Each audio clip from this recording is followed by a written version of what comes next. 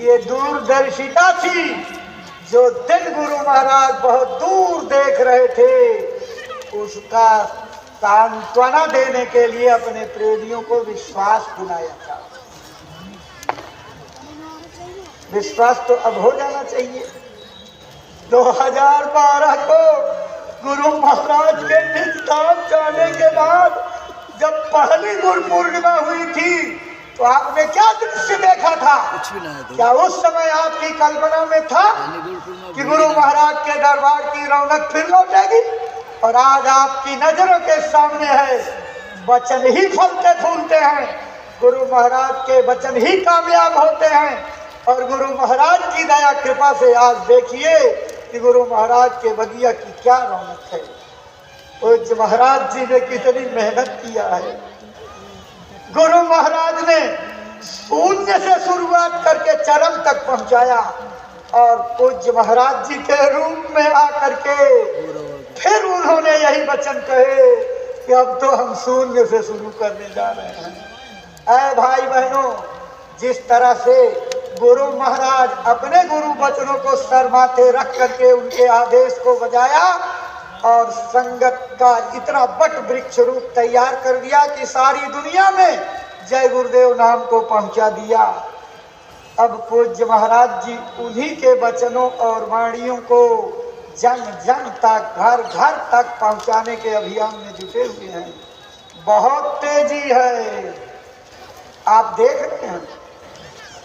एक खत्म हुआ तब तक दूसरे की पहले से तैयारी। लोग समझ ही नहीं पा रहे हैं। 2-2, 3-3 साल के कार्यक्रम पहले से निर्धारित हो चुके हैं, कब कहाँ जाना, कब कहाँ जाना। देख रहे हो, अभी 29 को खत्म हुआ और 30 को आकर के पहुंचे और उसके बाद ये भंडारे का कार्यक्रम फिर निकलने जा रहे हैं। 14 को निकल जाएंगे। 108 दिन पूरा करके आए, 86 दिन के लिए जा रहे हैं। ये किसके लिए? हमारे आपके लिए, हम जैसी भूली जीवात्माओं के लिए, हम जैसे कर्मी गुनहगार लोगों के लिए, ताकि हमारी नैया डूबने न पावे। इसको बचाने के लिए रात दिन मेहनत कर रहे हैं। काल भगवान तो तैयार खड़े हैं, वो तो बार बार कह रहे हैं अब रास्ता छोड़ करके किनारे हो जाइए, मेरा आजाद कर दीजिए, मैं अभी सबको सबक सिखा दूं। लेकिन दयालु रास्ते में खड़े होकर के उसको रोके हुए हैं। काल भगवान, हे प्रभु रुक जाओ, कुछ हमें भी कर लेने दो, कुछ मेरा उपाय कर लेने दो। शायद कुछ लोग जो है चेत जाए, समझ जाए, सुधर जाए तो इनकी रखवाली हो जाएगी। बाकी तो कर्मों के वजह से गुरु महाराज कह गए थे। सन 70-71 में प्रार्थना हमारे बुजुर्ग लोगों को याद होगी। कर्मों का बादल बवंडर बनेगा, बढ़ेगा खूब धधकेगा, बरसे बहेगी तेरे पापों की धारा, सुने तो जाओ संदेश हमारा। ऐ भाई बहनों, गुरु महाराज ने कहा कि दिल में हमारे दर्द है तुम्हारा, तुम्हारे लिए मेरी आंखों में पीड़ा है, मेरी आंखों में दर्द है, तेरी वेदना मुझे मजबूर किए हुए है, इसलिए मैं संदेश लेकर के निकला हूँ। मेरे संदेश पर सुधर जाओ, संभल जाओ। अगर आप नहीं मानेंगे तो वो तो इशारा कर गए हैं। प्रजा बहुत मरेगी जग में, लाशें पड़ी सड़ेगी घर घर में, उठाने वाले मिलेंगे रे यार, जमाना बदलेगा, कहे जय गुरुदेव पुकार, जमाना बदलेगा, भारी संख्या में हो नरसंहार, जमाना बदलेगा। अपने सत्संगों में सुना गए कि इतनी बड़ी जनसंहार क्रांति होगी कि बड़े बड़े नरसंहार के इतिहास सब पीछे हो जाएंगे। आज तक इतना बड़ा नरसंहार नहीं होगा। ये क्या होगा? हमारे आपके बुरे कर्मों का परिणाम होगा। गुरु महाराज ने कहा अभी समय है, चेत जाओ, सुधर जाओ। एक आवाज लग रही है, एक तारीख निश्चित है, तब तक ये आवाज लगती रहेगी। अंडा मांस मछली खाना छोड़ दो, शराबों का पीना बंद कर दो, नशों का सेवन बंद करो, दुनियावी इच्छाओं से निकल करके भगवान का भजन कर लो। अगर मेरी बात को नहीं माना तो क्या होता है? रामायण गवाही देती है, साधु अवज्ञा कर फल ऐसा, जरई नगर अनाथ कर देता। जब कुदरत का लपड़ थप्पड़ पड़ेगा ना, बड़ी जल्दी अकल ठिकाने आएगी। लेकिन अगर सुधर पहले जाओ तो लपड़ थप्पड़ पड़ने से रह जाए, लपड़ पड़ने के बाद सुधरे तो क्या सुधरे? महात्मा की बात चेत करके पहले सुधर जाइए।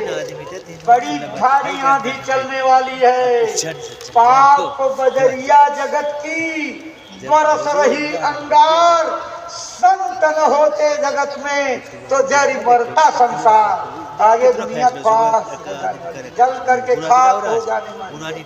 जानते हैं जो बड़े बड़े एटम बम, हीलियम बम, नाइट्रोजन बम, बैक्टीरिया बम, प्रोटॉन बम, न्यूट्रॉन बम बने हुए, ये सब मस्तिष्क फेल होने पर फूटेंगे।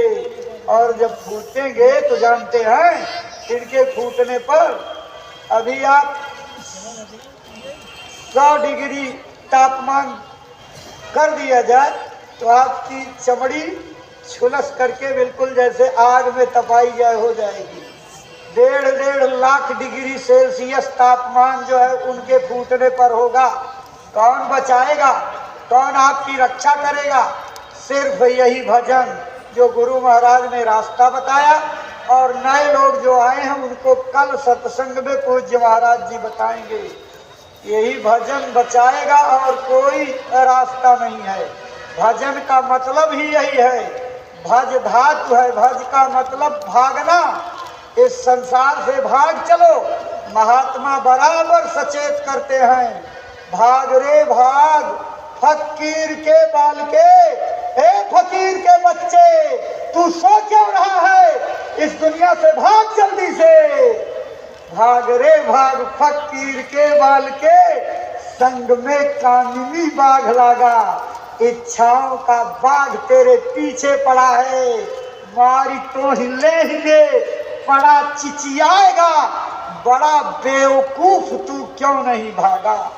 अब ब्रह्मा विष्णु सुमारी लीन बचे नहीं ओनहु, जो लाखों त्यागा।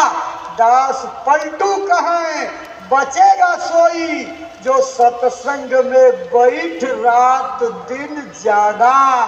जो सत्संग में बैठ करके रात दिन जागेगा वही जो है बचेगा, और कोई उस इच्छाओं की बाघ बाघिनी से कोई बचने वाला नहीं। इसलिए इच्छाओं का पल्ला छोड़ो, यही छुड़ाने गुरु महाराज आए।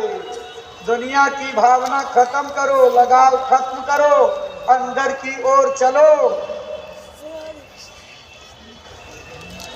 यहाँ दोनों आंखों के बीच में अपना आसन जमा लो। दिल भीतर तिल खोज, कमल में आसन करिए। ये हृदय रूपी दिल यहाँ पर है, इसके अंदर तिल रूपी बीज की तरह से प्रकाश का बिंदु है। वहाँ पर बैठ करके आसन जमा लीजिए। और जब रोज रोज यहाँ आसन लगा करके बैठने लगोगे तो मणियों का प्रकाश, अरब खरब चंद्रमा सूर्य का प्रकाश यही खोपड़ी के भीतर पैदा होगा। जो लिखा है कि श्री गुरु पद नाथ मणिगण ज्योति, सुमिरत दिव्य दृष्टि ही होती। गुरु के चरण कमल असली यहाँ पर है अंदर में। जब वहाँ पहुँच करके एकाग्र हो जाओगे तो अनंतों मणियों का प्रकाश अंदर के सारे अंधेरे को दूर कर देगा, भीतर भी और अंदर भी, दोनों तरफ उजाला हो जाएगा। वह राम नाम की मणि है जो कल आपको मिलेगी। राम नाम मणि दीप धर, जी दे हरि द्वार, स्वामी भीतर बाहर जो चाहस पूजिया। अगर बाहर और भीतर उजाला चाहते हो तो जो राम नाम की मणि कल मिलने वाली है, उसको जीवात्मा की डेहरी पर, दरवाजे पर कायम कर लीजिए। रोज रोज बैठ करके आप करोगे तो रोज रोज स्वामी निरख देख निज नैना, कोई कोई संत समुझी है बैना। जब अपनी आंखों से देखोगे तो उस दृश्य को सब नहीं समझ सकते, जो देखेगा वही समझ पाएगा। तो जब यहाँ रोज रोज बैठोगे, पुण्य अस रोज रोज अस होई, एक दिवस सूरत चढ़ी जोई। रोज रोज ये होगा, एक दिन सत्य से उड़ करके जीवात्मा ऊपर चढ़ जाएगी। तो जस जस सूरत सरक सत द्वारा, तस तस बढ़त जात उजियारा।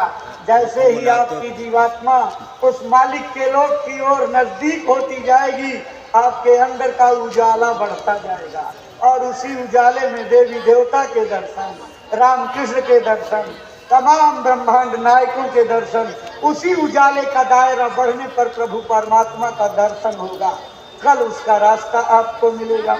इसलिए प्रेमी भाई बहनों, गुरु महाराज कहा करते थे,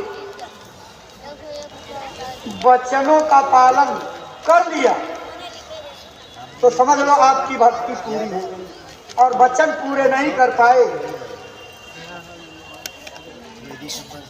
भक्ति अपनी कोई कर नहीं सकता। आज कई साल हो गए, आपसे चर्चा किया था एक बार, उसको आज दोहरा ही दें।